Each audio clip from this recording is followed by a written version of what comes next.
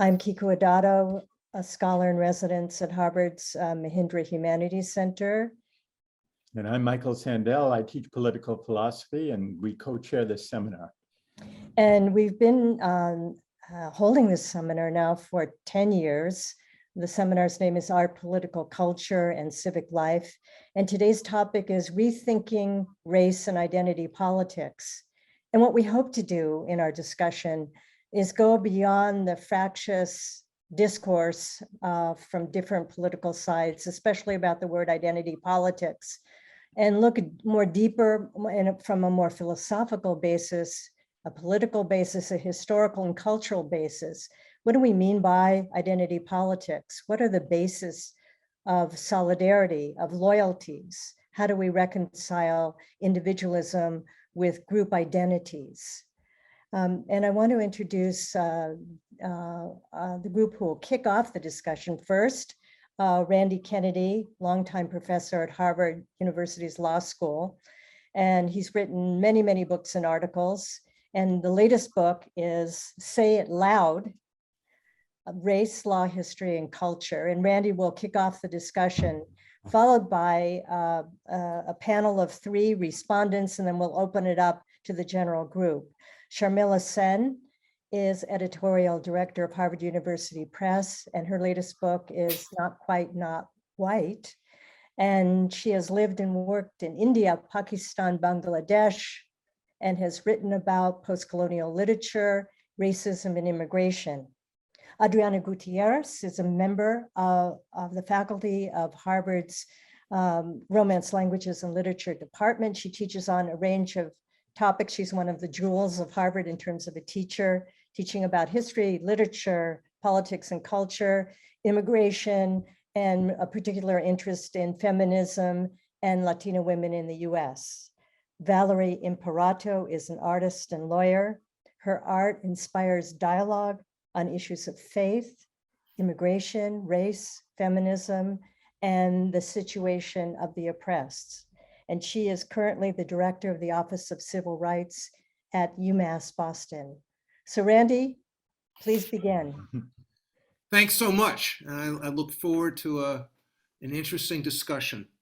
I'm going to kick us off with 2 stories. Story number 1 involves a friend of mine, a professor at Yale Law School. His name is Stephen Carter. And Stephen Carter has written about how he and his wife for many years had a New Year's party at Yale Law School. And they would invite all of the Black students at Yale Law School to their house. Stephen Carter's wife are Black Americans, and they would have a New Year's party for the Black students at Yale Law School at their house. And he talked about this. And he said that, you know, one of the things that most motivated him to do this was, he said he would, you know, he would look in the faces of these, you know, young Black people, and he would see himself. He would see himself, and there was this, you know, real relationship between them, a sort of a kinship between them, and he felt really good about it. And he wrote about it. And I asked him about it. I said, well, hold it. That seems like a generous idea. On the other hand, how would we feel if a white professor had, you know, said, well, I'm having a January 1 party, and I'm inviting, you know, white kids to the house. And the reason why is because, you know, when I look in their faces, I sort of see, you know, I see myself. Wouldn't we be uncomfortable about that? Now, in my view, I have no problem with a professor inviting a particular group to his or their home. The thing that hangs me up with this story is the reason, it's the kinship idea.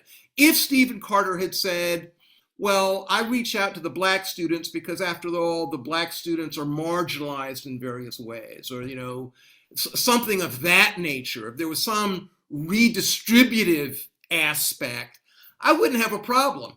And for that matter, a white professor could do that. There would be, any professor could do that, extending a hand to people in need. It was the idea of kinship. I have a special thing with these students. Well, should other students feel, disadvantaged by that? Is that a nice way of saying prejudice? I mean, is that a nice sort of generous species of a type of prejudice that we should actually discourage rather than encourage? Okay, that's story number one. Story number two has to do with my book. The title of the book is Say It Loud. Well, the title, Say It Loud, comes from a song that was written by James Brown, 1968. Say it loud, I'm black and I'm proud. And I remember very well when this song came out. I liked the song. I danced to the song, and it was a big song. It was an anthem. Say it loud, I'm black and I'm proud. Here again, though, I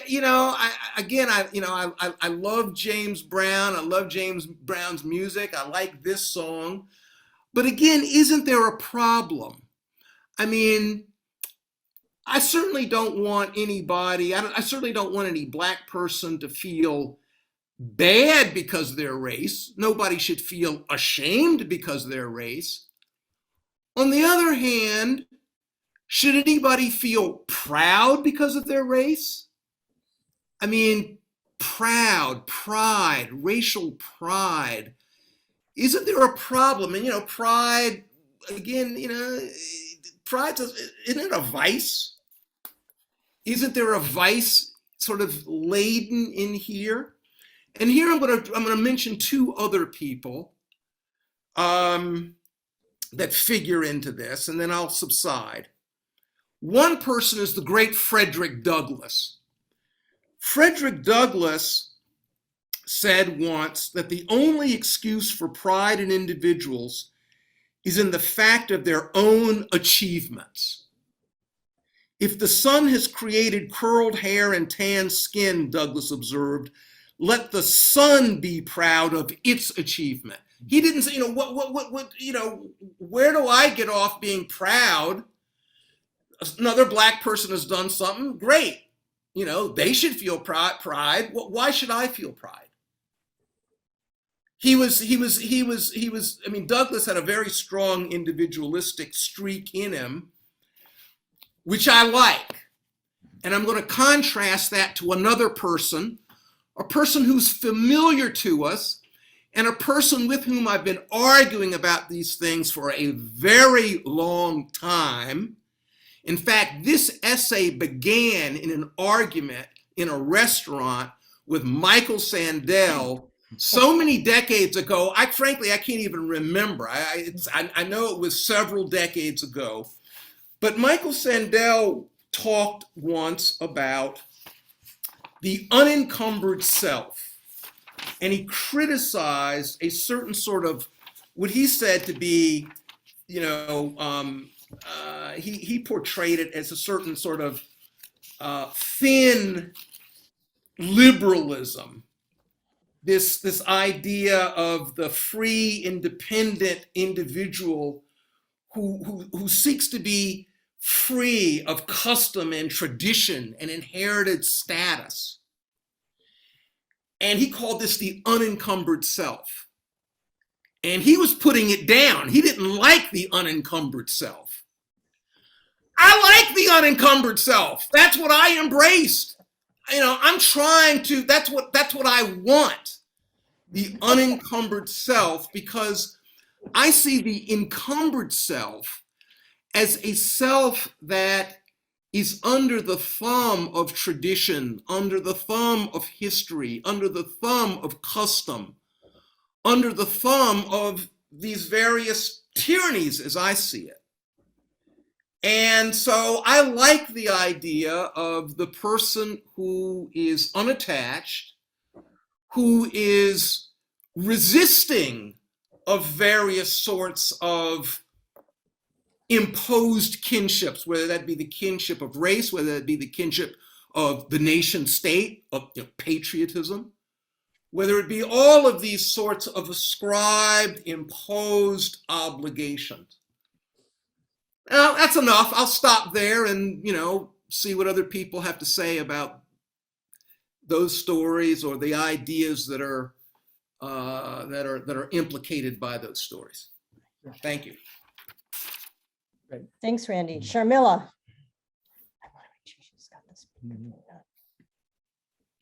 Yeah, thanks, Randy, for getting us thinking about I didn't know where you would go today. So this is, I told Kiku, I'm going to come prepared to just be in the moment and riff off of, what you're going to say. And there's a conversation Kiku and I had this morning when I was trying to figure out how to make the Zoom link work. And I had told her, we were talking about a lot of these issues I think we'll touch on. And I said, this was not the dawn for which we struggled. Now, Kiku, I have to confess to you, I was actually stealing someone else's words. So I will first talk a little bit about the unencumbered self and the notion of, what it means to be free of these, of various kinds of affiliations, because to identify is also to affiliate with people, right? So whether it be race or nationalism, to which, we can add patriotism, religion, any of these kinds of traditions, right? So the first thing what I was quoting Kiku was, I was quoting from a famous poet called Fez Ahmed Fez. So in August 1947, when the country where I was born, India, gained independence, on the eve of its independence, two very famous speeches were given. And I have to say this by saying, in my family, I'm the first generation that was born in an independent nation, the first that was a citizen of a state and not the subject of an empire. My parents, my grandparents were all born without citizenship rights. They were born as subjects. They were colonial subjects of the British Empire. So, independence was a very big deal for us. So two people gave speeches. One was very famously the first prime minister of India, who was a lawyer, Nehru. And Nehru's speech was called the famous Tryst with Destiny speech. And where he says, he's very eloquent, with this rose in his buttonhole, this British trained lawyer and first, amazingly elegant statesman. And his speeches, a long time ago, we made a tryst with destiny. And today, as the world sleeps, India awakens. And he says, all these kinds of things. Very nice, very positive, the sense of moving from one to another. On the other side of the border, Pakistan, which had also gained independence, a poet wrote a poem. So I always think of these as two things. The poet was Fez Ahmed Fez. And he said, it's a poem called The Dawn of Freedom. And I'm going to just read two lines in an English translation. This stain-covered daybreak, this night-bitten dawn, this is not that dawn for which we waited. This is not the dawn for which we longed for. It goes on, right? So it seems like a pretty, and this is a really famous poem in Urdu, but it seems a pretty kind of, down thing to say after 200 years of colonial subjugation to begin to step. And by the way, they all keep talking about the night because both India and Pakistan became free at the stroke of the midnight hour. Hence that Rushdie novel, Midnight's Children. So one sees midnight as a kind of a tryst with destiny when we step from, one thing into another. Another says, this night-bitten dawn is not the dawn for which we waited. And so, I want to talk a little bit, hopefully I want to bring that up because I feel as a person, as just, far away from the country of my birth, but having been in the US now for nearly 40 years, many of the things we struggled for as students in the 80s, some of which that is coming, I'm not sure this was what a lot of the progressive political struggle was for, but hopefully we'll get into that. But I want to have you think about it. Was this the dawn for which we waited? I want to give you another, but so at the moment of freedom, we're not feeling we're very free. But now a different story is in Cambridge, Massachusetts, where I live, and I've raised 3 children here. My kids went through the Cambridge public school system. And some years ago, the Cambridge public school system, and I think like many others, probably around the state, maybe around the country, I don't know. Our kids get 6 religious holidays. And it's stated that way. I went to the Cambridge public school system too when I first arrived as a teenager here. We didn't get 6 religious holidays. So the way it's done is it's two for Muslims. So like 2 Eids, Easter and Christmas, and 2 Jewish holidays. So I often have friends ask me, parents of my kids' classmates, does this bother you? I'm Hindu. I'm married to a man who's Sikh. So of these 6 holidays, none of this is really our holidays. And I always say, actually, so this is, Randy, I'm kind of responding to your thing about, being free from tradition and all of that. I said, no, I like it. I like raising brown kids in this city now that we can have 6 holidays, even if none of those 6 are, directly related to any faith traditions that I grew up in. And they say, why? I said, because by having 6, at least my kids will know that there is more than one. Because when I was going through the public school system, nobody ever said Easter was a Christian holiday. It was just a holiday. Christmas holiday was just, it's just a holiday. By making it kind of this, and this is one of the things I've written about in my book of making the norm invisible. What it does is to me more pernicious. I would rather things be named for what they are. I like the fact, and I think personally, raising kids in this state, that if they know that there are at least 3 different things available out there, maybe the possibility of a 4th or a 5th or a 6th could happen. Is that more labels and more identities?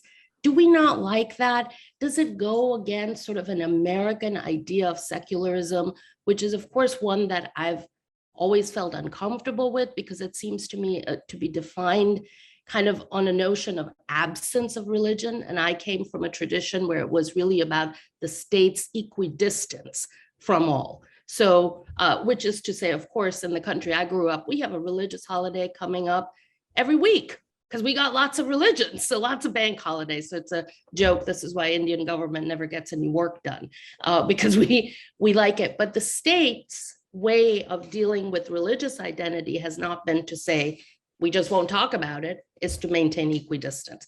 I don't know what it means here in American public schools for kids to now call holidays by their religious names.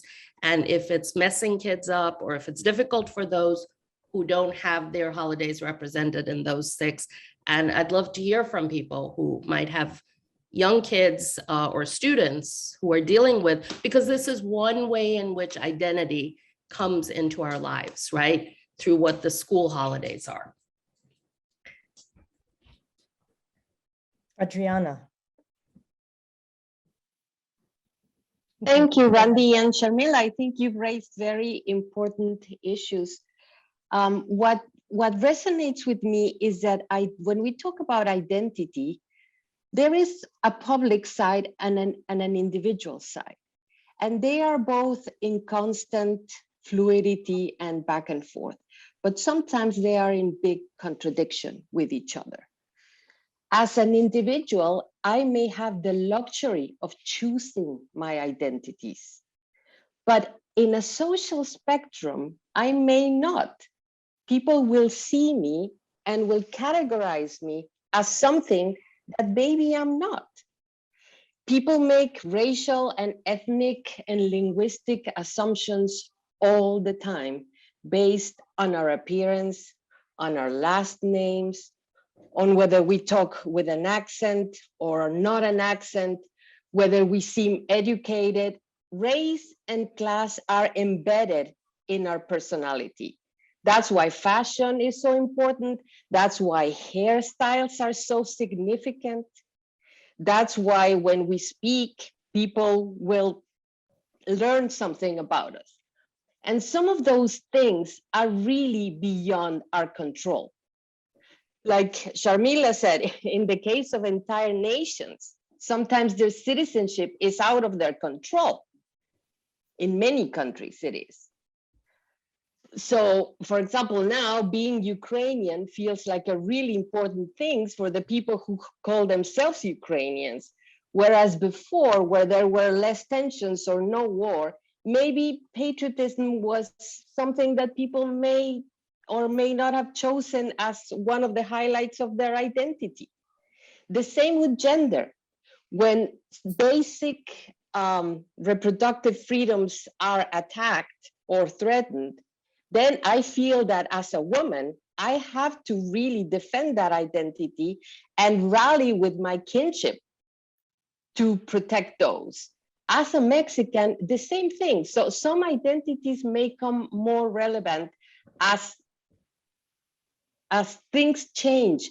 But again, I just want to highlight that we are not unencumbered selves, because we live in societies that already make assumptions and categories and laws that prevent us from participating in certain spaces, laws written and unwritten. In the anecdote that Randy tells about the Yale professor, I am not sure, but maybe it occurs to me that he wanted to see young people or faces in which he could see his younger self, because now there are more of him, whereas before there weren't. So it's not the exact equivalent as to the white professor's imaginary party, because there were never a shortage of white professors who were at Yale Law School. So there is also a question of numbers. And it's the same with women.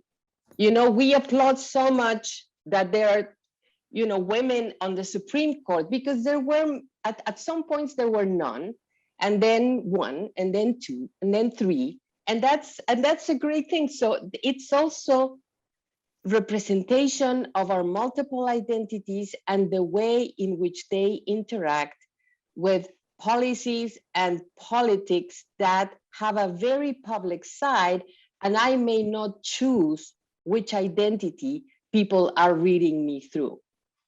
That's what I wanted to respond initially. Thank you, Adriana. Val, for comments, thoughts. Yeah, so I want to start off by saying that, you know, ever since my law school days at HLS, I've been obsessed with Professor Kennedy. So good to be here. However, I have to strongly disagree with you on this one.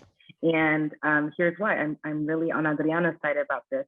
And the reason for that is that identity is both what you identify as and what you are identified as.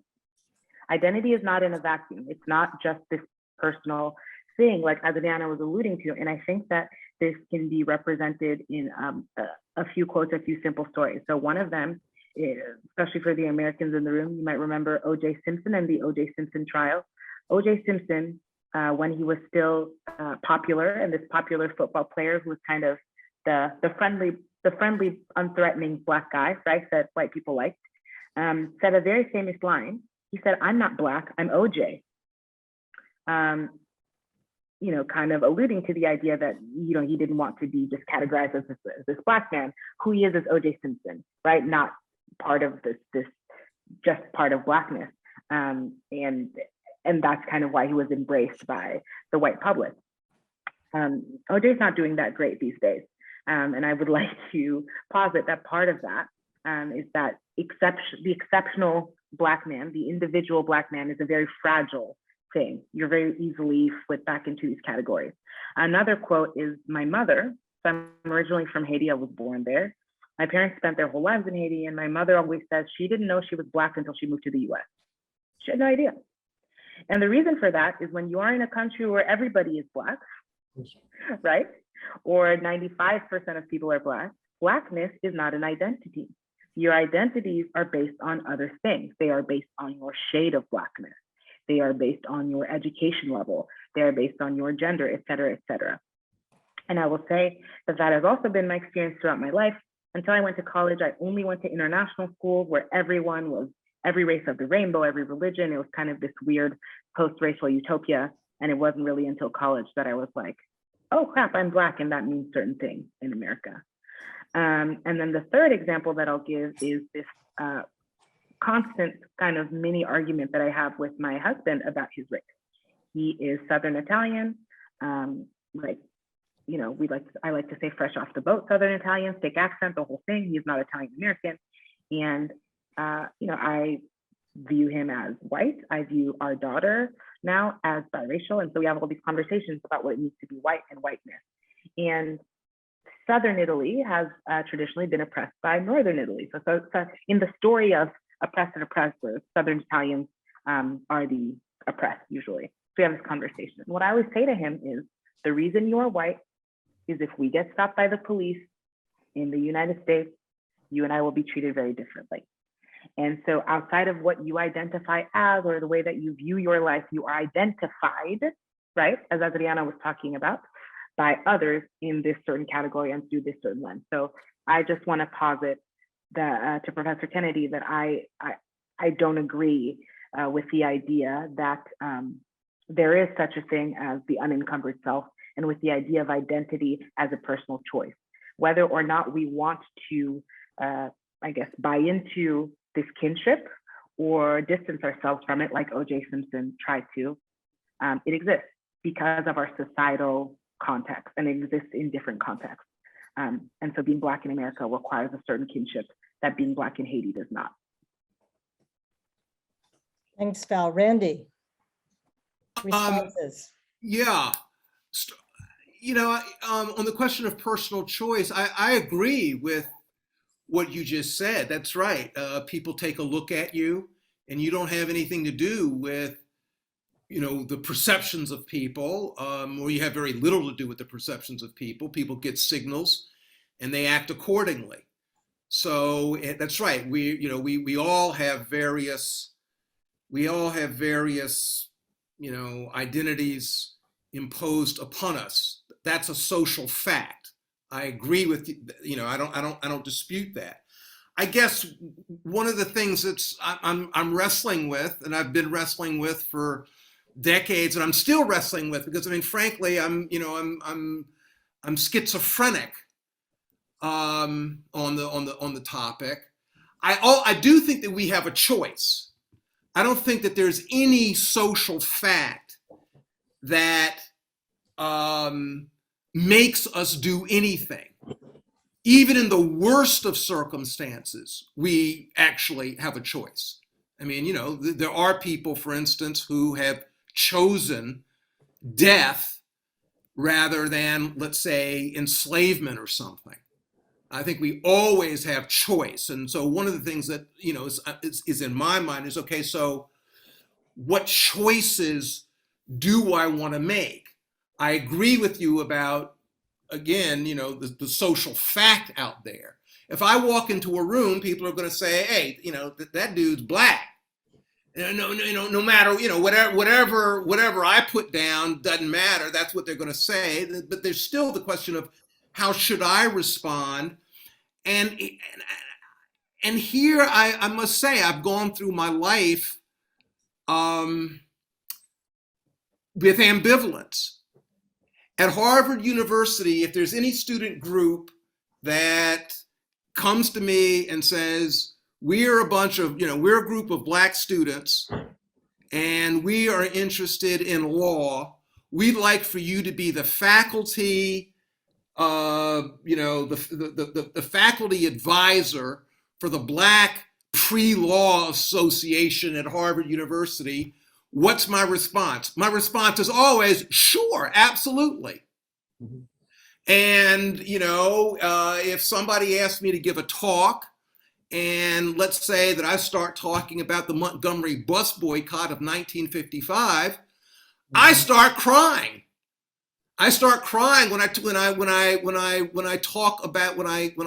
recite what Martin Luther King Jr. said in his first speech as a civil rights leader. And he talks about how he hopes that in the next century, people will look back on what the Black people of Montgomery did. He sounds like Marcus Garvey, for God's sakes. I mean, there's a very strong Black nationalist impulse.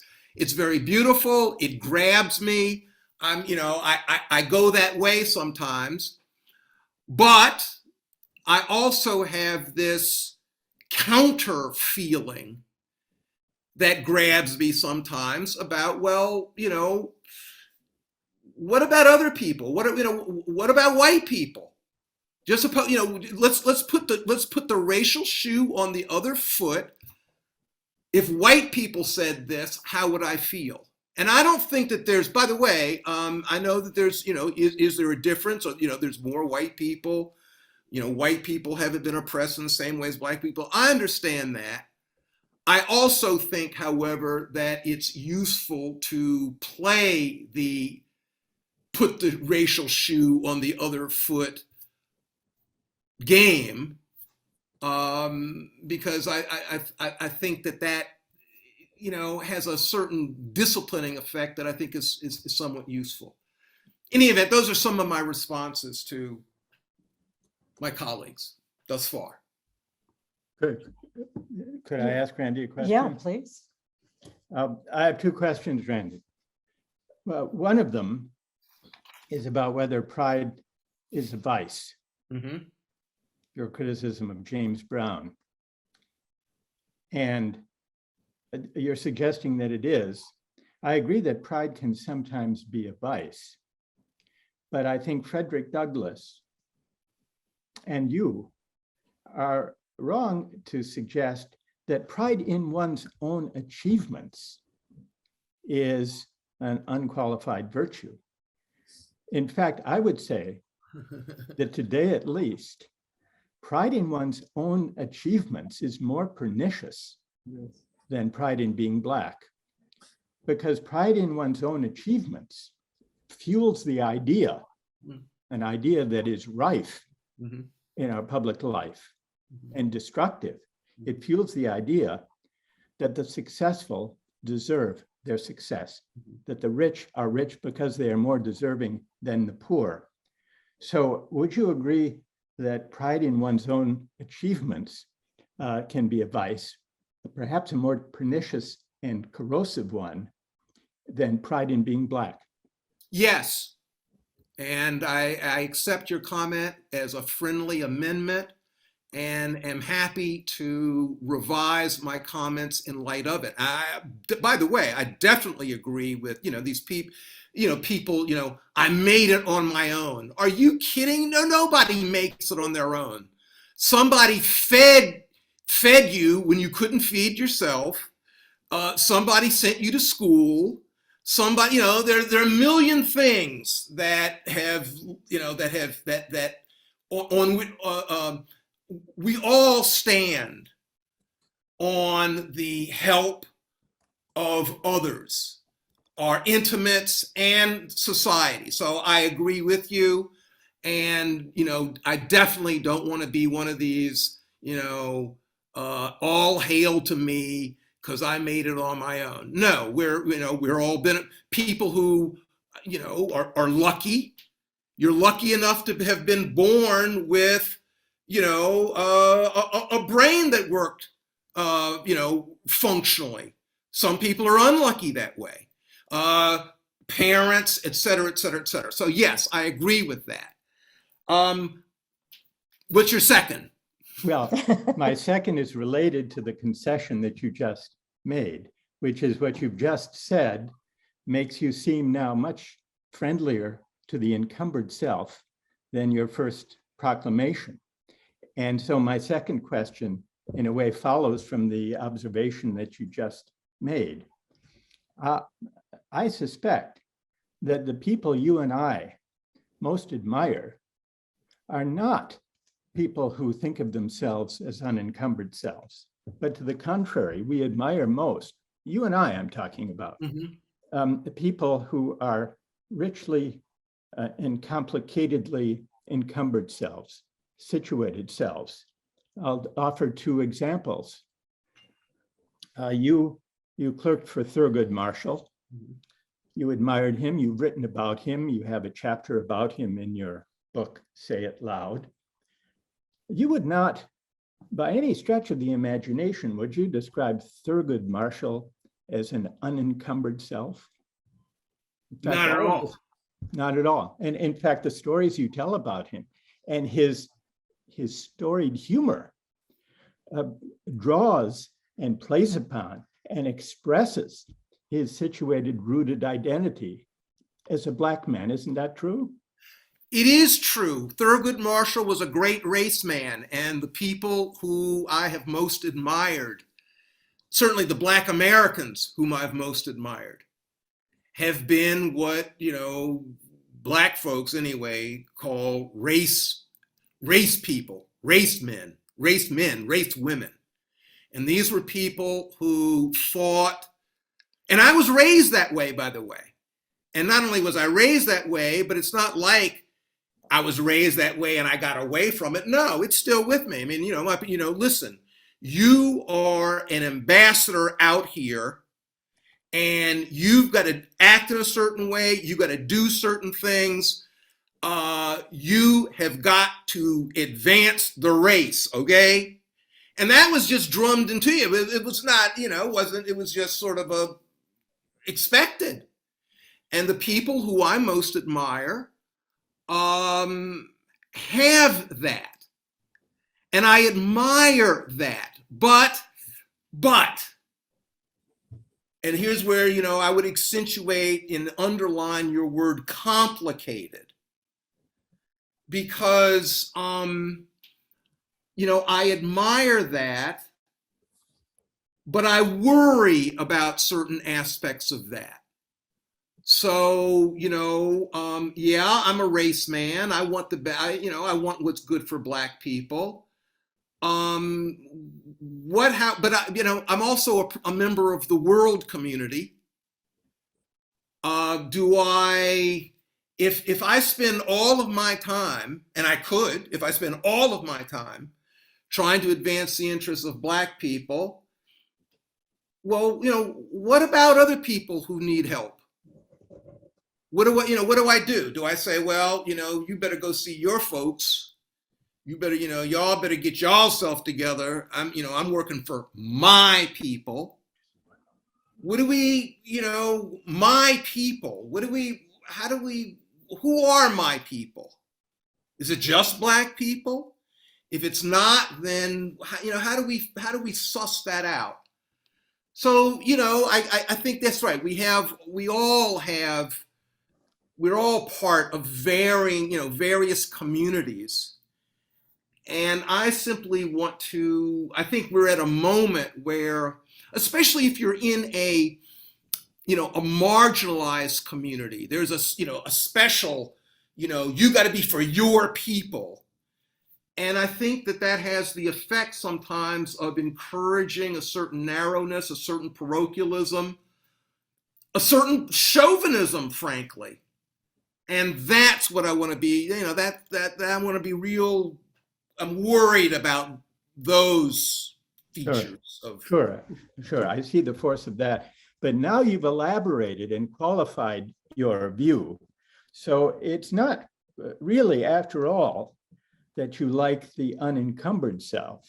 What you like and what you affirm is the multiply situated self, which connects with the point that Sharmila made when she spoke. And I love this formulation about how you're happy that your kids know at least that there's more than one religious community or festival or celebration, because that points beyond the idea that there is just naturalized a norm in the background that's unexamined. So what Sharmila was pointing to, I think, and wants her children to absorb is a plurality of encumbrances. And what you've just described, Randy, suggests, and here, this is just to offer my second example of someone whom I admire, who is very much an encumbered self, is you. Reading your book, you begin by telling us the story of growing up in South Carolina, your father deciding to move from South Carolina to Washington, D.C., for reasons very closely connected to the issue of race. You tell this story about yourself. You situate yourself powerfully and eloquently in the racial background, traditions, challenges that you and your family face. And the rest of what you write in the book about race and identity is rooted in that account. Mhm. So if I understand now the elaboration or the qualification that you've made, it sounds like you're making the case as well as exemplifying the idea, not of the unencumbered self, but of a pluralistic or multiply encumbered self. Would you agree? I would agree largely. There is a part of me that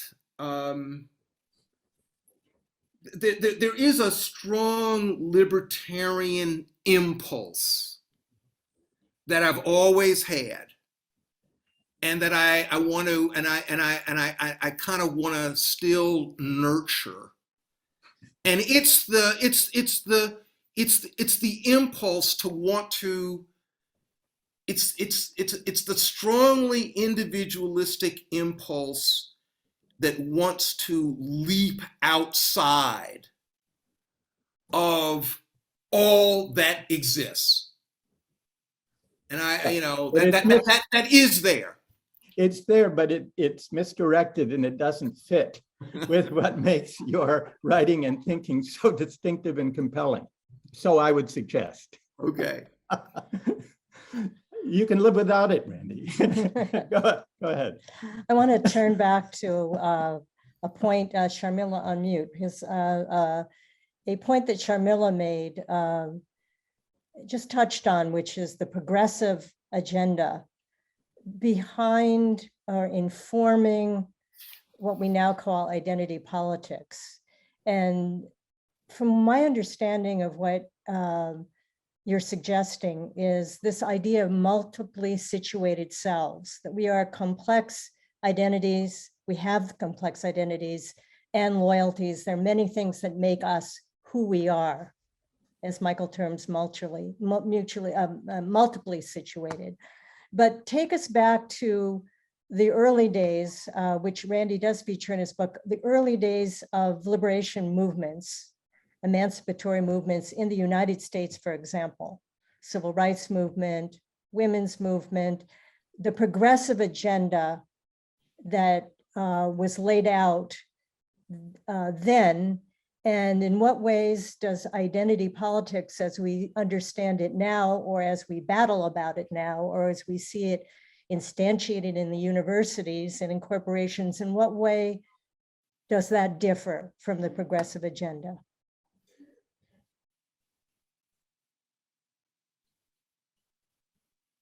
Hey, Kiku, did you just ask me to unmute? Yes. I was terrified. Yes, it's you. Yes, it's you, Sharmila. I know. We'll go back to Randy and others. I think there are historians here or people who know that history better than I do. Kiku, if I can just kind of go back a little bit to what Michael was saying about the multiply situated self, and what I heard you saying, Randy, about, I actually right now just really identified with you. So probably thereby encumbering you or me, I don't know, whatever. When you said, I want to be free of all of that, to kind of think about, we're talking about externally imposed. I just want to push a little bit about identity and self. And is there one that is sort of more authentic, or something that's true, something that's not externally constructed? Because Adriana, you're absolutely right that there are how we are seen, and then so externally imposed identities. then maybe some internally chosen, but I want to press on sort of how free are we with those? And I'll offer myself as a terrible example, because well, some of you have met me in our Barker Center. Those of you who are seeing me on Zoom, look at me. I can pass. And I learned that, meaning I can pass for white if I try. And some of us, of course, my children can't, right? So one of the things for the first few decades of my life here, without knowing it, when I was trying to be American, the identity I was trying to, the way I wanted people to see me. This is also to say we sometimes do have choices of how we are seen. And let me be honest, how I wanted them to see me was white or white adjacent, without knowing it. As a teenager, I didn't have the sophistication, but I had that kind of wily, brute intelligence young people have when they're making their way in a new country. At some point, okay, we'll just say whatever. I realized, well, that's not making me happy, whatever it's getting to. But now, what does it even mean for me to be what's more complex? And here, Randy, I'm with you because I keep changing my mind and I'm evolving, is what does it mean for me to be an Indian woman? What does it mean to be Indian? There are all these expectations I feel people have around me of what that means. Everything from how I should look and sound and what my views should be. And that became, so first I thought, okay, I was pretending to be something I'm not. But what the thing I am is also, it's not so easy, which is just to say, Michael, that the multiply situated self, I guess what I'm saying is that it's hard to escape the encumbrances or the idea that there is this kind of authentic thing. Because I think if we are always, if there is a kind of, if it's a kind of performance, there's an audience for it, right? Or there's someone outside of us. So we are always kind of dialectically engaging with whatever is outside of us, whatever it's expecting. So even the things that we think, this is, I'm a woman. Well, now I have to think, what do people expect women to be? In some way, it's hard to ever be out of it. And this is something I struggle with, is even sort of, the racial identification. How much of it is, still playing to whatever other people's expectations are. So I wanted to just put that out there, that it's not been incredibly liberating to, and I'm only saying this half jokingly, to come out as an Indian woman. I mean, come out, like my name has always been Sharmila Sen, but still, it's not been incredibly liberating either, because I get pulled in all different ways that feel uncomfortable. So I'd like to hear from some others at some point of how you feel, because this is a very personal thing I'm sharing. And perhaps it's also something those of us who are not easily categorized by the US system of racial categorization, which is on a kind of a black-white polarity. And on top of that, the accident of birth, which gives some of us phenotypes that can be read multiply. And I'm not the first. This story I'm telling you is the story as old as the nation itself, right? That those who have kind of been slightly illegible and therefore have been both tried to play that, I have, but also have suffered for it too. Kiku, you're to say what you were trying to get me to say. I'm not going to be able to talk about it in a very serious historical way. I'll just use a story because that's what we're doing, right? I think when I was an undergraduate in this college in the 80s, some of the things that we couldn't say in classrooms, in dorms, in dining halls, and I thought, oh my God, can one day we talk about race the way we're talking? And by race, actually, one of the things I wanted is, could we talk about whiteness? By the 90s, we were talking about, black, brown, yellow, every color, but like, could we talk about whiteness? And I think to a certain extent we can, But what's also happening with it, I'm deeply uncomfortable. So I will say for me, the struggle is, and it's a struggle in the workplace for me, has to do with a kind of a corporatized version of trying to, for the diverse workplace. That's what I meant, Kiku, when I said that some of the things that we were, I think, struggling for, whether it's student groups or later when I was an academic, all these things, this corporatized version of it makes me deeply uncomfortable. It makes me feel cynical.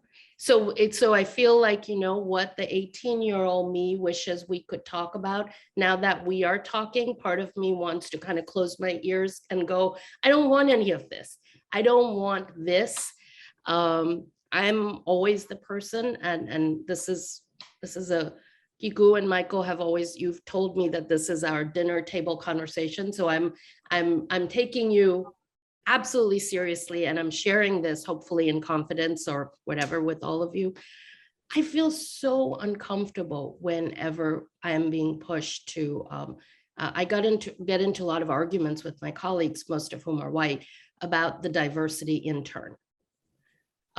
I was famously, actually somebody said, you know, I was a white supremacist because I said, I don't want interns to be called diversity interns. To me, I want us to have interns. I want us to make sure that we are looking widely, but this way of bringing diversity, which is, I think, a way for a lot of people my age and older trying to expiate themselves by simply bringing a young person who is sort of just meant to wash us of things and do the work that we grown-ups should have been doing all along in our offices. That's not the Kiku, that's what I meant. That's not the dawn. And so it's very specific for me. And I think it's very corporatized. And I think it's ultimately about kind of the deep structure not changing. This is what I said, right? That the actual real power, or whoever holds the power or has the thing, not really changing. Yes. So great point. I'd like to call on some of our 20 and 30-year-old members of the group, starting with Elena and Lauren, be ready, and then Aaron and others join in, but we'll start there. Elena. And also Michelle, be ready. I just wanted to share some things because I, like Professor Kennedy, I keep going back and forth on this topic. It's very hard.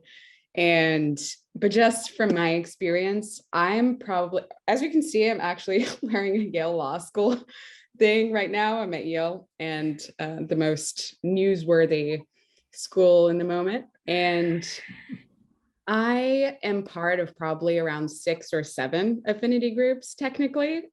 And I actually don't do anything with the affinity groups, but I'm technically part of them.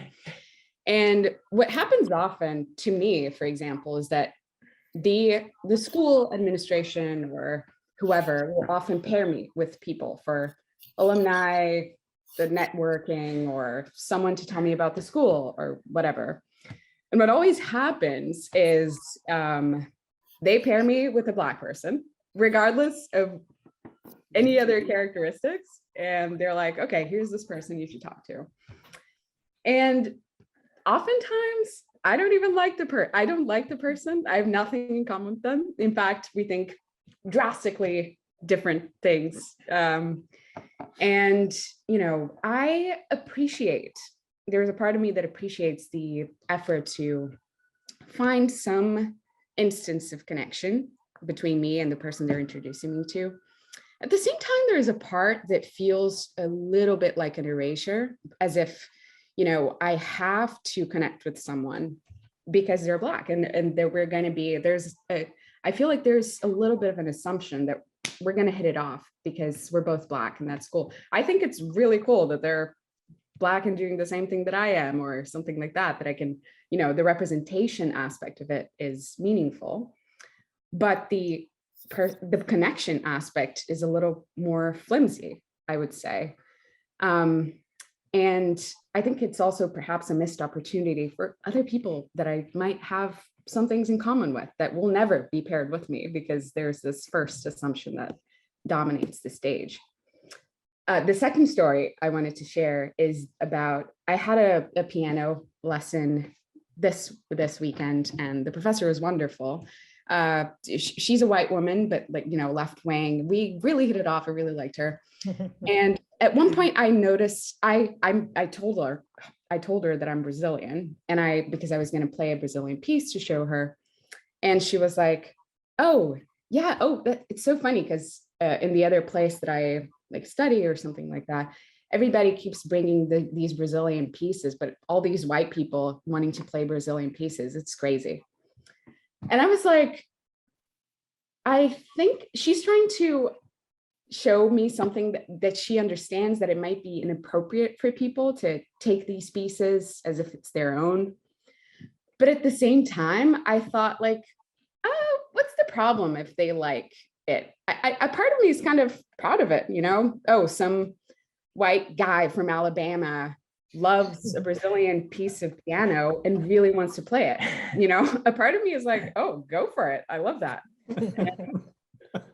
So that was something that happened that brought this to mind. And to the Sharmila's point about diversity, I'm a diversity intern this summer. I'm about to be a diversity intern. And it's very funny how that's always the way that I'm referred to. I get spammed with diversity talks that I'm supposed to participate in. And I think they want me to participate in it because I'm going to be a face in there that they need in a way, especially in the law firm scenario that is very much not looking like me. And yeah, I think sometimes it's a bit hard too, because it feels like I have to fill in this space that they expect me to. Like I need to represent that they're doing something good. It's not about me really. It's about them. So that's all. Thanks, Elena. Lauren, comments, thoughts? Yeah, I want to start with some points that Val brought up and then circle back, I think, to this conversation of the unencumbered and unencumbered self. Because those are a lot of questions that I've been asking myself sort of over the past few months, but not in that terminology exactly. But first off, to what Val said of identity as both as what you identify as and what you are identified as. You know, I just kind of want to share personally, like I grew up in a very Mexican neighborhood, and to the point of what Val was saying about her mother didn't know that she was Black until she moved to the United States. I felt like in some ways, I didn't know I was Mexican until I went to college. And then I suddenly wasn't in this entirely brown community where everyone was some version of Mexican and everyone had some sort of shared identity and story to it. Similar to also being biracial, I'm half Black too, and I did not grow up around Black people. I knew I was Black somewhere in there, but it was something that, you know, you go along and you learn as people suddenly start to view you phenotypically, or say, you know, why don't you join this affinity organization or join, you know, X group dedicated to Black women and to creating these spaces. So again, it's something that you identify as, but also it's thrown upon you as an identity itself. And then also to the point of the unencumbered versus encumbered self, I think I've been thinking of these questions a lot in terms of the family unit and how care is provided within families and sort of these more quote unquote traditional structures where you and your social position and your identity within the family unit, especially in like a Mexican family or any other sort of Hispanic family, has a lot of these traditional roles for how care is given to elders, how, you know, responsibility and how work is divided in the family. And I think that's something that I've thought a lot about recently is, does, you know, someone have the agency or the choice to quote unquote break free of that? I think that's the narrative and the rhetoric that's used a lot for especially young women that come from these households, and where that is very much the traditional model of how the household is run, how care is given. But then at the same time too, what does it mean to actually sort of participate in that role and to, you know, to actively be part of that traditional care and that traditional family unit? So I think I've been asking myself these questions in terms of a lot of like tradition versus being the modern person. And I don't think it aligns perfectly with the unencumbered versus the encumbered self, but has some of those same ideas running behind it. And I mean, I say that personally as someone that has had to recently care for family members. So, and, you know, being Mexican and being sort of like brought into these traditional family roles and not ever questioning what it was to take on these roles, but just to automatically do it, and to somewhere in there to kind of find a sense of self-satisfaction and purpose and happiness even in taking on that traditional or that encumbered role. Mhm. Adriana, and then Val and Erin, I'll be still circling back to you. I really appreciate what Lauren and Elena have said, because I think that as we encounter different stages and activities and jobs in life, our identities will be interacting in different ways.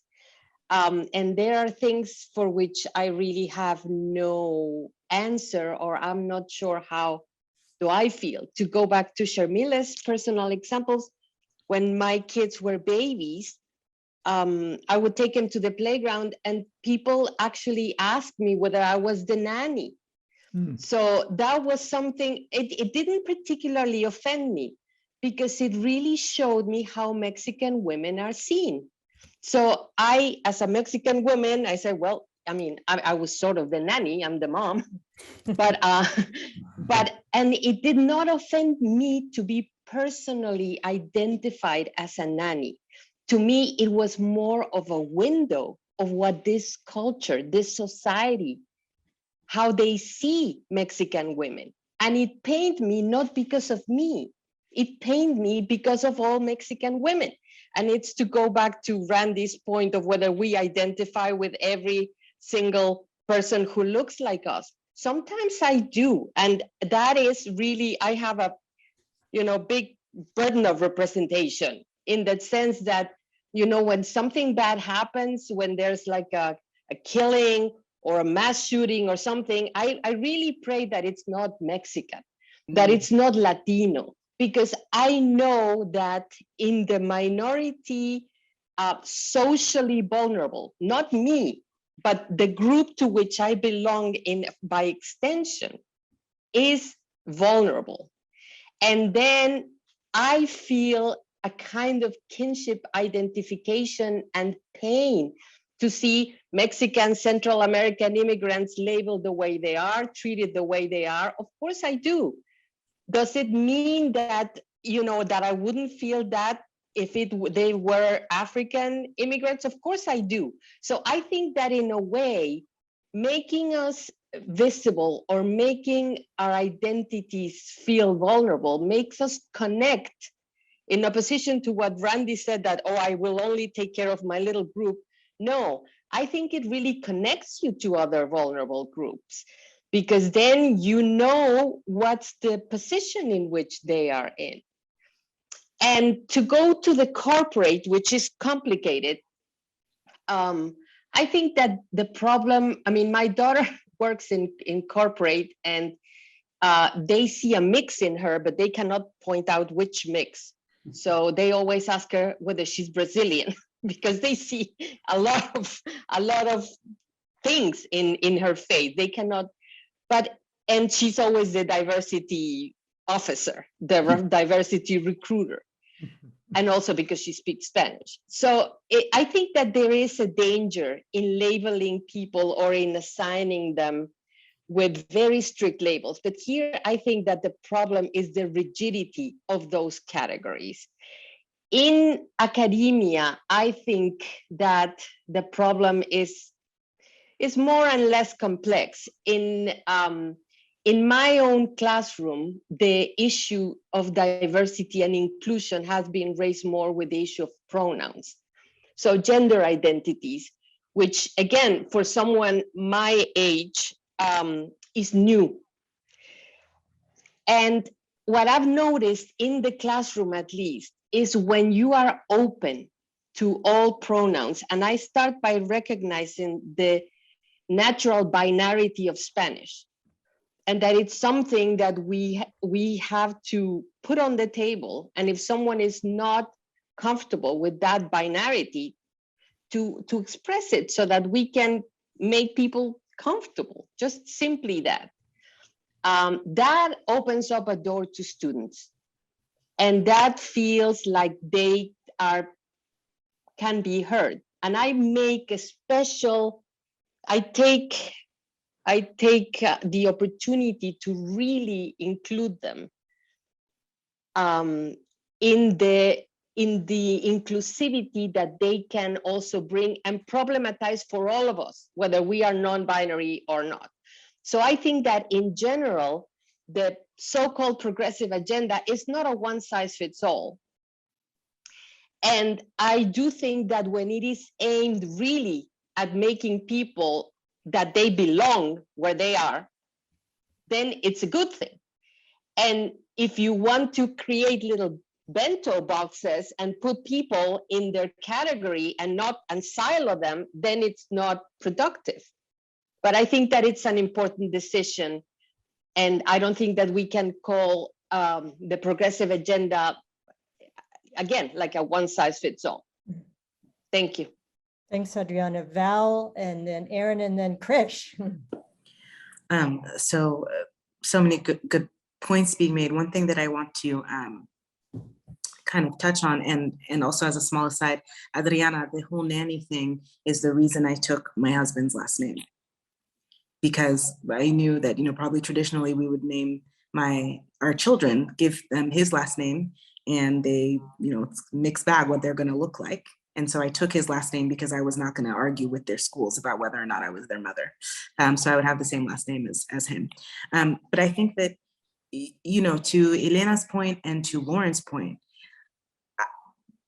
I did not identify the longer I spent in the United States, the more my Blackness became an important part of my identity. And let me explain why.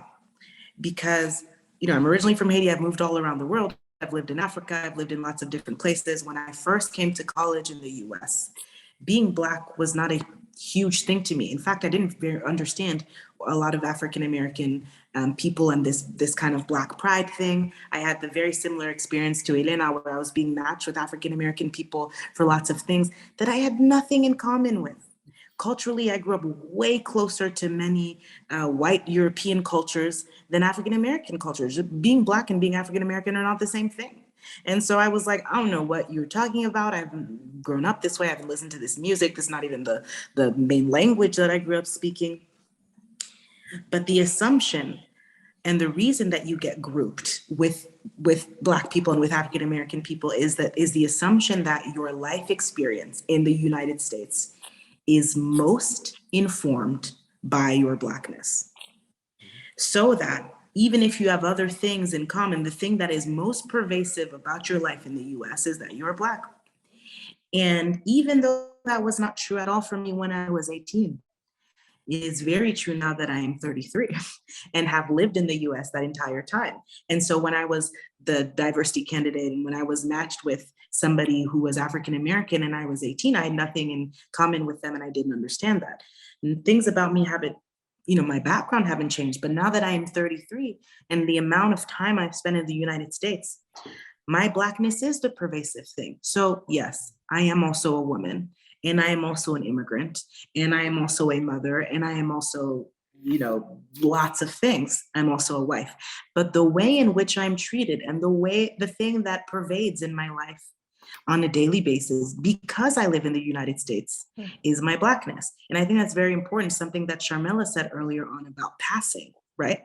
That is different if you are Black and you pass, or you are another race and you pass, or you are gay and you pass, right? As straight, because you don't have the stereotypical mannerisms or whatever that people think that gay people have. You're identifying with those things or being able to relate, that pervasiveness is not there in the same way because it is not the thing that informs your daily life experience. So I would just submit that this concept of identity, because it is what you are identified as, the identity that you most, I guess, group with, as Adriana was saying, is the identity that is most pervasive in the way that you are treated. And so if there is a shooting, similarly, when something happens, I say, God, please don't let this be a Black person, right?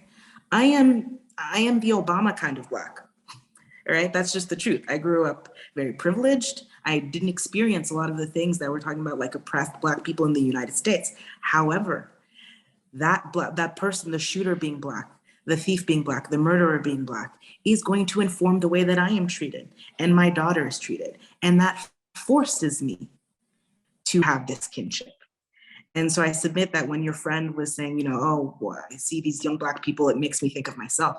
The reason it's different than a white person saying, oh, it makes me think of myself is, the social context. And so I wouldn't have a problem actually with a white person in Kenya, a white professor saying, you know what, I have this group for white students because, I see them in myself, because what they see is the one dude, right? In the sea of Black people. And so I actually don't have a problem with that at all in the correct context. Aaron and then Krish. To emphasize Val's point, I think it's worth thinking about really carefully thinking about how race is conceived. And just to pull a quote from Du Bois going on, what Val was sort of saying, he writes in an essay toward an autobiography of a race concept, the mark of their heritage is upon me in color and hair, and describing why he thinks Black people have this certain solidarity. He says, the real essence of this kinship is its social heritage of slavery, the discrimination and insult. It is this unity that draws me to Africa. So just thinking about that, the public, as Adriana and Val were saying, the public creation of identity. And then another quote with James Baldwin had a conversation on race with Margaret Mead in 1970. He said, police in this country do not make a distinction between a Black Panther or a Black lawyer. I think acknowledging sort of the social forces that are creating racial categories is really crucial, and that often it's out of oppression. Like whiteness and Blackness in America these are created solely based on forms of oppression. And now, of course, we know that there can be, there are virtues, especially there's resistance, there's art, there's music, there's food, there's pride, there's all these things that come out, especially in Black culture. But the origins of Blackness is oppression. And I think that also connects to why identity politics arose. And I don't know the history very well, but one of the first times it was used was in the Combahee River Collective Statement in 1977, where they're sort of writing about Black feminism as an alternative to white feminism that's left out Black people, and how so much of the civil rights movement left out women. They say that they want to focus on their own oppression because no one else is going to be the best advocate but yourself. So there is a focus on the self and your identities, but it's about how those identities intersect. It's not just about being Black. It's not just about being a woman. It's not just about being working class. It's about how all of those begin to intersect. And then you notice the actual structures of oppression. It's not just racists out there. It's not just sexists out there. They say in the statement, we realize that the liberation of all oppressed peoples necessitates the destruction of the political economic systems of capitalism and imperialism, as well as patriarchy. They go on to say that their politics is concerned with any situation that impinges upon the lives of women, third world, and working people. So it sort of has its basis in a form of intersectionality. And just the last thing to note, I totally get, Randy, why you may want to, be free of various social norms. I have a rebellious streak in me, so I like that too. But I think to do that, we can't just sort of deny the forces of oppression that are here. And as Sharmila was saying, I think the key point is that the deep structure is not changing. To be unencumbered, I think when Randy means unencumbered, just a little more, just free to do what you want when you want, and not have to do that. We need to fight the oppression. To be a libertarian, you have to first work collectively to fight that oppression. And I think I love what Lauren said about like care. I mean, this is where care and collective care, identity politics can be, and it's been used in such an individualistic way, like the oppression Olympics, but really it should be a collective thing. And just to one note, it has to be a collective thing because we're trying to overcome the oppression. Mariam Kaba, this prison abolitionist, says that anything worthwhile is done with other people.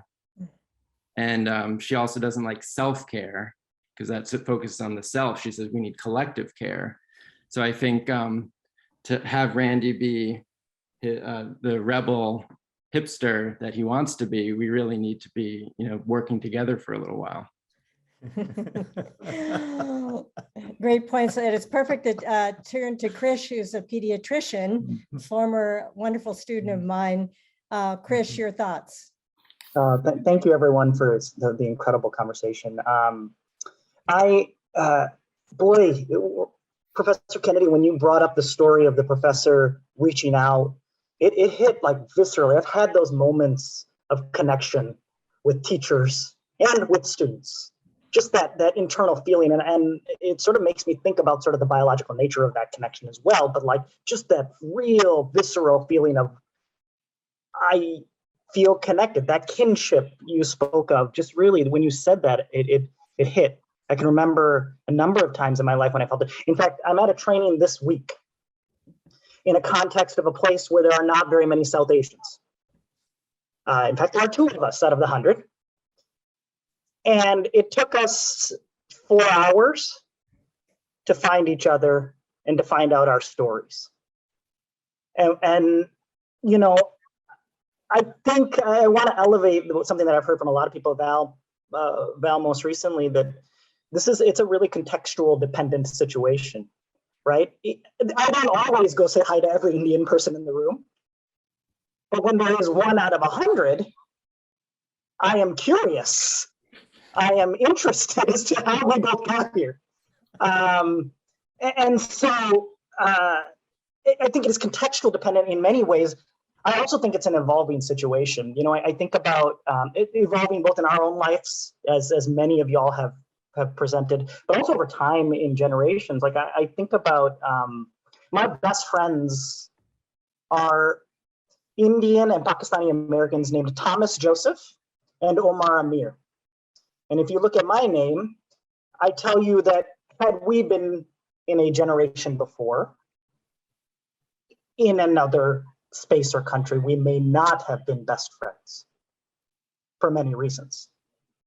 And so the identities and what they mean, I think, shift incredibly and evolve, particularly with place. When it comes to that idea of how we define and identify in kinship, I've lived in parts of the country where every person of color I see, I get super excited. I go out and reach out to them and I'm like, whoa, yay. In fact, I was at home the other day and we saw an African-American family running by the sidewalk and we're like, do you live nearby? With great eagerness. In the hopes that maybe our kids could play and connect and have kinship.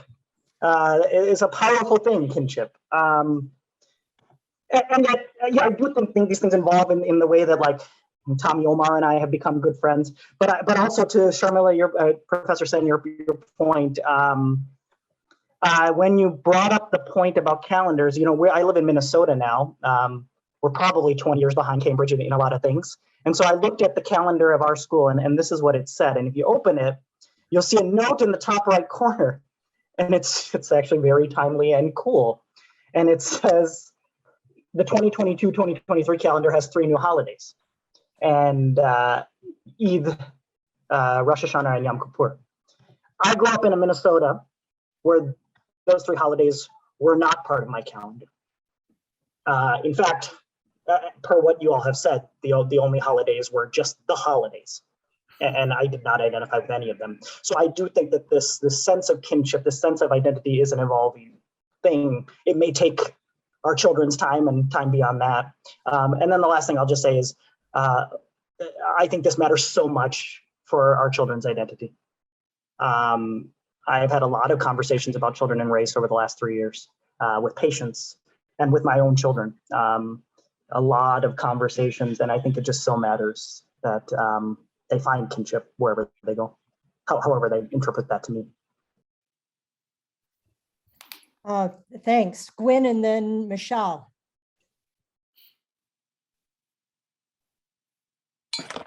What extraordinary contributions, what amazing stories, the strength of feeling that's just coming out of everything. And locked into all these stories, there's this tremendous complexity of identity. We've all got it, you know.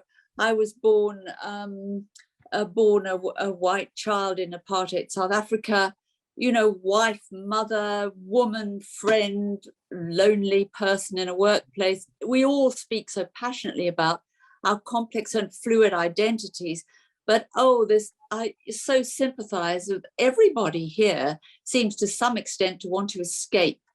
So what my question really is, escape some of it, you know, and also reject some of it. Should we really give up the agency to alter these identities that we are all? I mean, I've heard you all talk, my God. Should we give up the agency to try and change some of this? I mean, I think back to the Soweto 86 young people, you know, who were cast through the apartheid state into very detailed identity bubbles. And that's the language. They had to speak Xhosa if they were Xhosa. They had to speak Zulu if they were Zulu. These were the Bantustans. And the uprising was to be able to have tuition in English so that it was possible to escape these identities through a positive, progressive agency. So it's a tussle.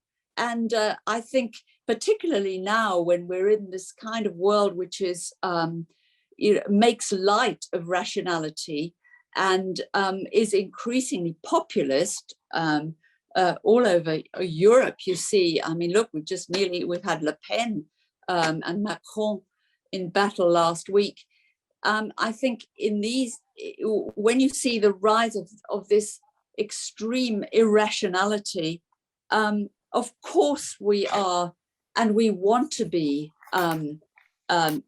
caught up in who we are, and we want to be able to contribute in these groups. But really, we have also to seize an agency to move things in a progressive direction and escape identities that are really negative and can hold back the next generation. Thanks, Gwen. Michelle. Yeah, I actually thought that last question was rather interesting, just because I wonder sort of the agency that we have in like our own identities. Like, I guess if I'm understanding the question correctly, like, I don't necessarily think we should be trying to lose those agencies. I think rather there's maybe a subset of like people in society who are turning their own like identities into something that's negative or into like sort of negative politics within the identity politics sort of realm. But I do think, like, especially when I think about my time in college in particular, like my connectedness to sort of my Blackness and other people on campus who are people of color was like really important in towards fostering like our own sense of community. And with that came a lot of power, like not just within like our own like social scenes, but also within like campus, whether it be demonstrations or sort of pushing for things that we wanted. So I think there was an element of our own, the agency that came with our own like identity and our own previous experiences that led to power that was crucial in like moving towards the change that we wanted to see. And then also one other thing I wanted to circle back to was, I think the story about, you know, when you're oftentimes the person of color in like a program or a school, you're oftentimes paired with someone else who's like, you know, similar diversity, hire or intern. I definitely like resonate with that story 100%. I do think it's interesting as well though, because at least like from my perspective, when I was in those sort of mentorship or even like mentee roles, I actually looked at it as like an opportunity rather than, oh, like we may not have anything that much in common with. I think it's because like at the end of the day, I know like at least within like the scope of America, if you're really non-white, there is an aspect of your identity that you're very much connected to. So whether it be me mentoring like another young Black person who's doing STEM and I'm like more interested in like economics or government, we may not have anything like related to in our own like personal, like I guess our own personal sort of goals or even interests, but we are connected in the fact of the way that the world sees us is very common. I think that is something strong enough to build a bond and also something strong enough to build some sort of power and unity that I think we should lean more into than like out of, in a way. Lauren for a response, and then Sharmila. Sure. So I'm going to kind of respond to both, to what Gwen said and to what, sorry, I didn't catch, to Michelle said, because I feel like there's been a lot of like words thrown around like escape, choice, agency, and then also to the point of kinship and care that was brought up. And, you know, at the outset of this discussion, we said, you know, Professor Dottie said, let's think about this a little bit more culturally and anthropologically too. And that's sort of the perspective that I'm thinking of this too is, you know, so we have, I'll give a little bit of context, but I think about this in the sense of my grandfather recently passed away. My mom and I were the primary caretakers, but in a traditional Mexican household, that's who's supposed to be the primary caretakers. It's female descendants, it's the granddaughter, it's the child, it's the female child. And, you know, we would kind of have this back and forth with each other thinking if we were a white family, this would have never happened. He would have been in a care home a long time ago, but we would never choose anything other than this. And I start thinking about these choices of these concepts of escape, choice, agency, because I felt like during my first kind of years of college, I thought, gosh, you know, I just want to escape this. Like, you know, I'm not going to be Lauren the Mexican. I'm going to be Lauren the action, you know, the person outside of that, you know, quote that I think Val brought up about OJ. It's, I'm not OJ the Black man. I'm just OJ. That's, you know, I think an identity and a perspective that I kind of wanted. And then I thought about it, you know, moving into the past several months. And I thought, no, wait, I can choose to be part of these traditional structures and care units and family units. And that's part of identity. And that's something that might not be part of the unencumbered self that we like to think of, or the individualistic self, or the modern self even, but it's an identity I can still choose to have and, you know, sort of make it work somehow. And I think that's kind of, you know, to add in layers of gender identity and family and, you know, all these questions that we have, you know, as a public policy question of like, how does childcare happen? How does family care happen? We're neglecting a lot of these, like, you know, of these identities and traditional family structures that still do exist. It's just sort of an active choice that we're taking to continue doing that. So yeah, I think Gwen, I'm kind of pushing back a little bit about your concept of escape and choice, but I also see it happening in another way too. We're still choosing to have some of these more traditional family roles and units going on. Thanks, Lauren. Sharmila. I want to get a little deeper into some of the, you know, and just take an identity category and trace it a little bit through history. I was really heartened to hear what you just said, Christian, about, you know, your friends. But then I was also thinking, you know, I see Samir is also on this. Samir, your video's off, but I hope you're still on.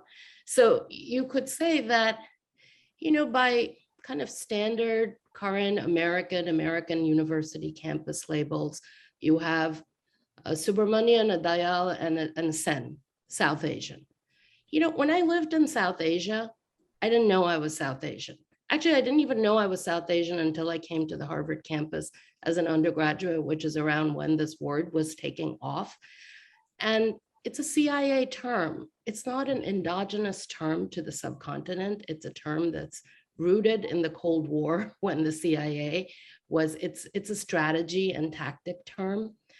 But okay, and I, of course, you know, I knew I was Indian when I lived in India. I didn't think that much about it. I had a kind of a regional identity as Asian because I lived in the continent of Asia. I was born in Asia. You know, we played in the Asian games. I came to America, I found out I was not really Asian, not how Americans think what Asian is, which all has to do with America's very interesting census categories, race categories, which are all kind of pseudobiology, linguistics, geography, all nicely mixed up together. So if I went to the Asian club back in the 80s at Harvard College, people would be like, why are you in the Asian club? And there was a thing called the South Asian students thing happening. And Christian, you are right. I think in this country, right, we made friends. We became, we had created this South Asian identity, which I too hold very dear. But I also want to be very careful when in kind of embracing that and saying, it was meant to be a progressive thing. That's how it started in the campuses of American universities in the 80s. People whose parents or they themselves were descendants from the subcontinent started calling themselves this thing. But I'm sort of a person, I never want to lose the history. I don't want to naturalize it so much. I want to remember who called that region South Asia? What are the boundaries of South Asia? Why does South Asia stop, at Pakistan or Afghanistan, but not go to Iran? Why does it stop in Bangladesh or Burma and not go whatever, like this? Because I think that is, we take what we were given, we made something good out of it, hopefully, sometimes some personal friendships and alliances. But we were also, I think, actors in someone else's script. And I don't want to forget that someone else wrote that play. And I don't want to be such a fool that I forget that. And personally, I want to teach my children that too. Wow. This is also not to say South Asia, because, there's a way in which this can also, what I'm saying right now, these are, all these sentences can be slippery. They can be used also to say, therefore, South Asia or an Indic civilization or the idea of India just doesn't exist. Because that was what was done. The British said that. They said they made us India.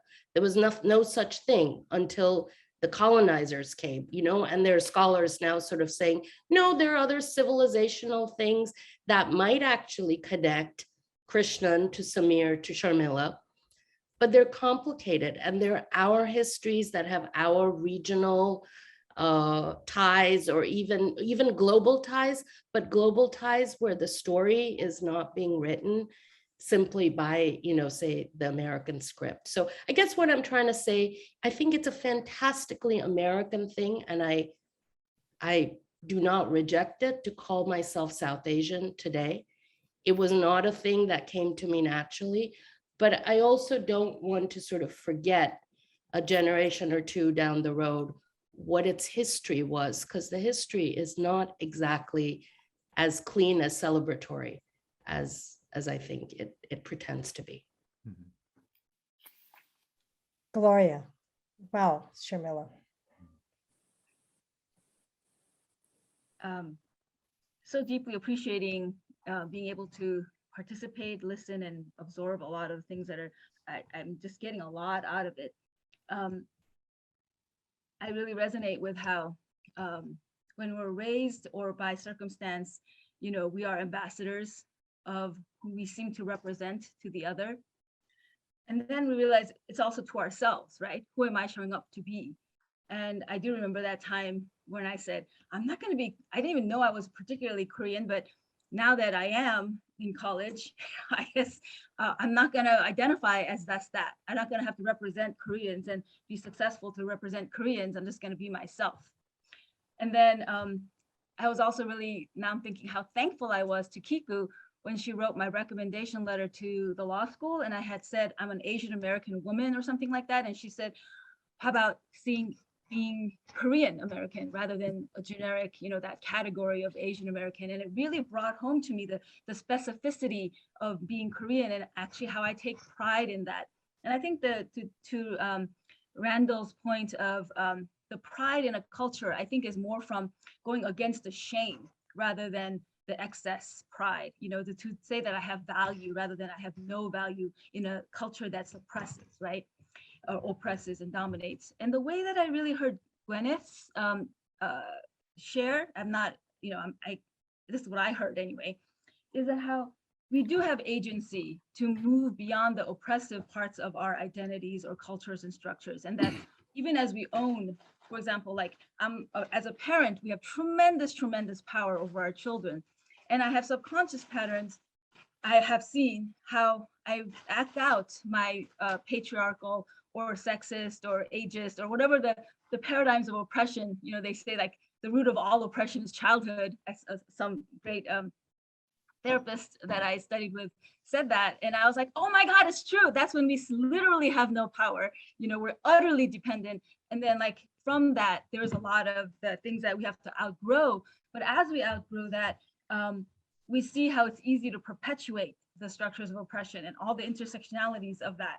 And so in response to Gwyneth's invitation, I think is like, how do we participation? How do we, this is the self-inquiry as well as the political inquiry as to how do we participate in our conversations that matters to us. And I think, again, I just really, I'm lit up by all these like issues. And I wanna end with the celebration of the religious holidays and how we identify in a way spiritually, because for my kind of trajectory where I sought Christianity as a kind of escape from our extreme patriarchal culture in Korean, and also neglectful. My parents are kind of benignly neglectful, so I wanted the warmth of the Christian container. But then when I could no longer have faith in that kind of oppressive Christian, punitive, as like even I could be a more forgiving God, then I sought toward Buddhism. And then the Buddhism idea that we are not even any specific selves at all, that we are, beyond that kind of spiritual perspective. I think we all have that aspirational ultimate freedom of disidentification with the human condition, maybe. But then I like, that's just too cold. I didn't like the Japanese and Korean kind of stark patriarchal container of that. So then I turned toward Hinduism, which is was my final kind of established religion place before I, like now I'm onto different realms. And that brought me this amazing sense of the non-dual nature of reality, of how it could be yes and no at the same time. And that kind of like expansive notion of like, we do have dual explorations for the ultimate specificity and the ultimate, disidentification of any specificity, but we can hold both, and that to awaken to what we're supposed to do. Where is my energy going? Where is my force of conversation and energy going?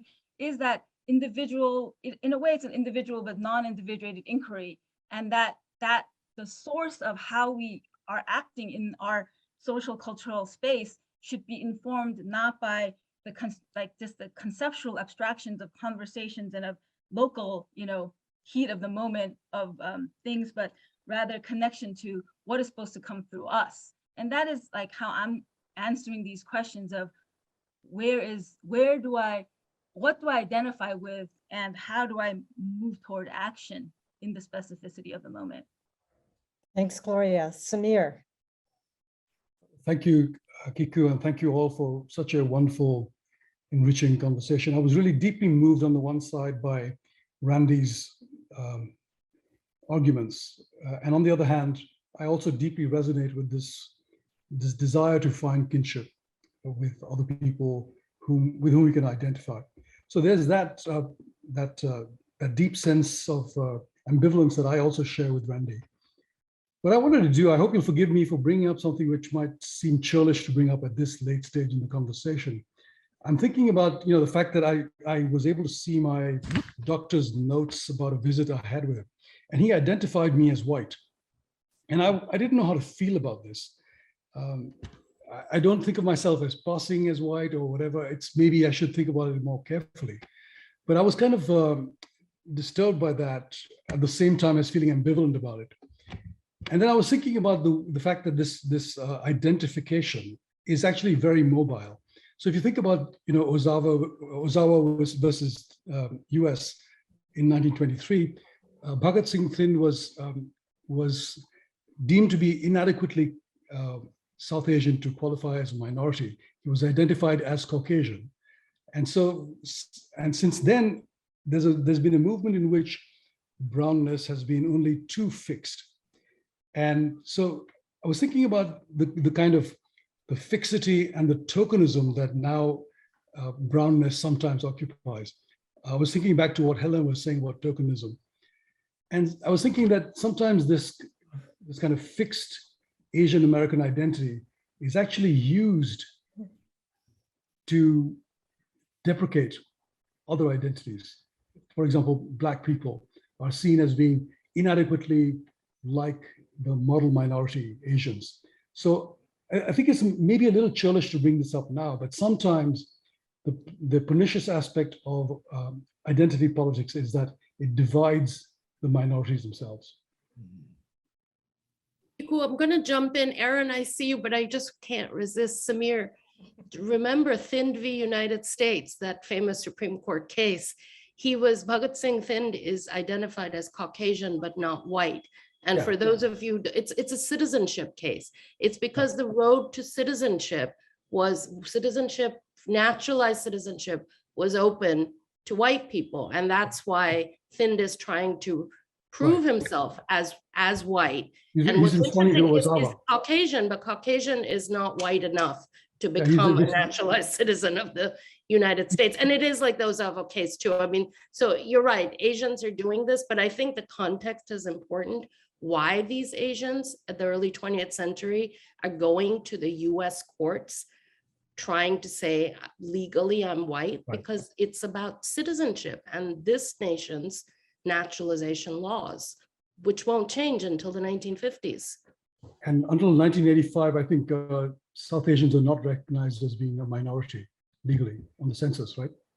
Well, South Asians chose to actually, the groups chose to identify as Asian. They asked for the South Asians are the kind of a problem category. They petitioned to be also listed as Asian so they could take benefit of affirmative action. This is a thing too. And at that point, the US government throws up its hand. And so we can technically self-report. So you, Samir, or you, Krishnan, or me, Sharmila, we can self-report as anything we want in the US Census. And we, believe me, the South Asian population self-reports a whole wide variety of things. But what's very interesting is we became Asian. We petitioned to become, first we wanted to be white so we can become citizens. Then we wanted to become Asian so we could get affirmative action benefits. And, whether we like it or not, that's the history of our group of people in this country. Thanks, Sharmila. Aaron, and then I'll put a question to Randy and get his final reflections, and then I'll wrap up. I'm interested in what it is that we are sort of aiming for in thinking about identity politics. I mean, one thing that Sharmila is now bringing up is sort of this path towards citizenship, which makes sense, and that's a huge part of politics. But it also seems that there is something very personal in these discussions, and which also makes sense because this is identity politics, which is drawing from the personal. But one theme that I think has emerged in this discussion is the search for kinship, as Randy began discussing and others have emphasized. Mishal's talked about building a bond, and Gwyn talked about this loneliness. I mean, to what extent is a lot of what we're seeking here really connection outside, sort of almost outside of politics, that everyone's just feeling really lonely? And that one way to make a connection at all is based on these identities, I don't know, similarities in experience, similarities in how you look. And so when Gloria talks about, okay, how do we move toward action? I mean, what is that action? I guess that's a question I have. Is it potentially fighting oppression? Maybe that's not everyone's cup of tea. Is it really just about, achieving civil rights, something like that? Is it potentially sort of, as Lauren is emphasizing, caring for others? And I think these aren't mutually exclusive. And I think in a way, it really is just about caring for others. And to do that, though, maybe we need to be aware of our identities and the oppressive nature of those and the oppressive forces and sort of fighting those along the way. But care itself may be also the strongest way to fight oppression. Thanks, Aaron. Randy, a wrap up. Okay, thank you. I have two comments I'd like to make. They're both responses to, well, comment number one follows from what Aaron just said. And I think the last chapter in Say It Loud has the following title: Racial Promised Lands ? Aaron, I think you're absolutely right that one of the difficulties that we face is that, what do we want? I think that, we know what we don't want. And so, in the United States, we have a whole, library of law, anti-discrimination. We don't want slavery. We don't want invidious discrimination. We don't want certain things. We're much weaker when it comes to, well, what do we want? What set of institutions, what set of customs, what set of sentiments do we want to inculcate so that we create the sort of feeling that we want? I think that we're really, after all of our talk, we are still in a very unformed, a very primitive state when it comes to what is it that we want. I know for me, I couldn't go on for very long. I mean, that last essay was something of an embarrassment in the sense that I think it's a good question. I think it's a question that we should really focus on a lot more. I think that there are lots of contending conceptions of racial promised lands, or for that matter, what makes for the good society. And the fact that we haven't thought about what we positively want, I think, comes through in the fragmented state of our discussion. Second point, and here, Michael, I want to get back because I did feel a little bit, I talked about, well, why is it that I have this, libertarian thing going on?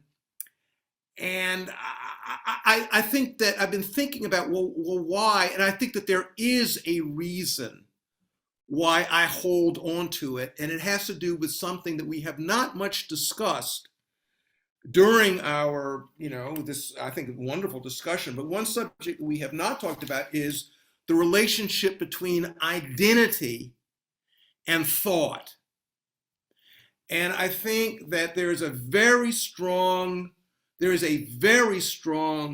inclination to think that there's a real strong relationship between the two. So when Helena talked about, there's this, you're such and such, and so clearly you're going to sort of think like or resonate with such and such who shares,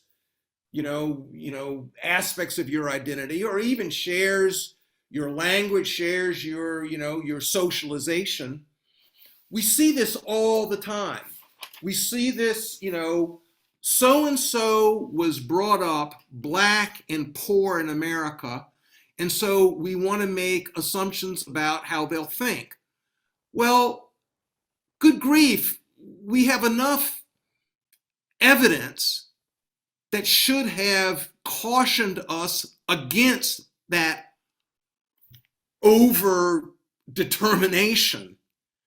Clarence Thomas was brought up Black and poor in America, the most reactionary member of the Supreme Court, the person on the Supreme Court who, at least in my view, is the greatest enemy of Black people and poor people. Yet we constantly, in the last, with the last confirmation, there was again this impulse, well, she's a woman, she's Black, she's this, she's that, she must think certain things.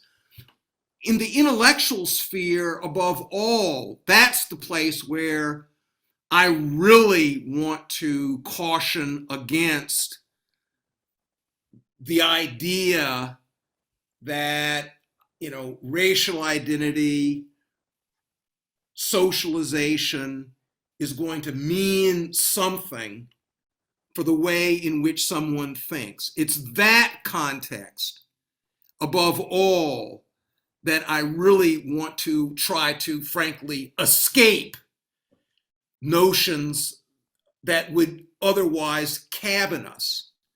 And one of the reasons I feel so passionately about that is we see all over university life and intellectual life cabining. So the young woman who wrote the poem at Biden's inauguration, that poem is now being translated, and now there's this big fight over, well, are we going to allow white people to translate the poem? Doesn't the poem have to be translated by somebody of color? That sort of idea, the idea that because of your status, race, gender, nationality, whatever, because of that status, you cannot do certain things. That represents a tremendous threat to intellectual freedom. And I suspect that that's one of the things that is, animating my allergic reaction to certain forms of what people call identity politics.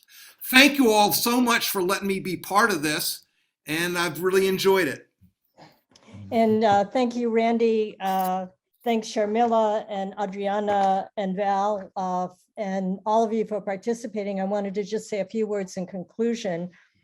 Sharmila made this powerful point that we are often actors in someone else's script. And it's important historically and politically to look at what those scripts are. The script of imperialism and colonialism, the script of slavery, script of segregation in this country. When we look at those scripts historically, we have to name it, we have to understand it.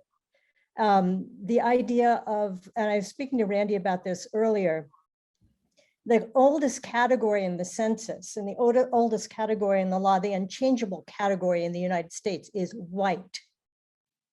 And everything else was measured against that.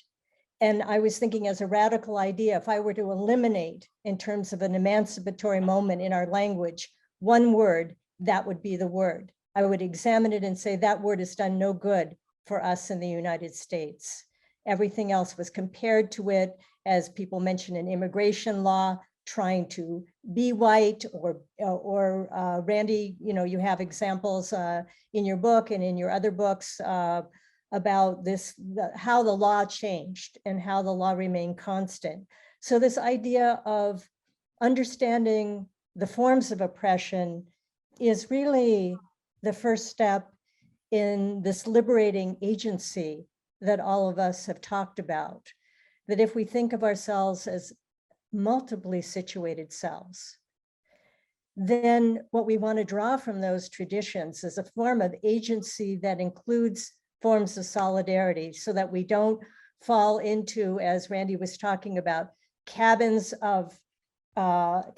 ourselves in terms of action, separate ourselves, see other people as antagonists, or the way that identity politics in university life and in corporate life in general becomes almost a cookie cutter way of putting people into new little boxes of identity that can work, that can, as Mashal said and others, you can be asked to be a representative and bond then with other people and do good within that position. However, much better is when you generate it from the group itself and make alliances with other groups. That this idea of determining people's identity is also like a little jail, a little prison that we live in. And so I think that to see the theme that ran through the discussion of caring and kinship are immensely important, as Lauren was talking about, from one's tradition. Maybe very traditional aspects that one learns forms of caring and kinship that are important to bring up into one sense of identity and agency and solidarity in the world that we're living in now, that we wouldn't be a kind of person who someone questions us, Why are you taking care of your grandfather? Why are you not doing the next step on your meritocratic climb? Why is that on pause? But rather to see, as Lauren was saying, that is such an essential and important part of one's culture and an identity. It's something to share and something to bring forth. And so I think to conclude, that's our emancipation, to be listening to each other, to move way beyond toleration, to understanding diversity in terms of multiply situated identities, the multiple aspects of our being, to affirm them, to explore them, and to explore them in others, the people we encounter and bump up against in everyday life.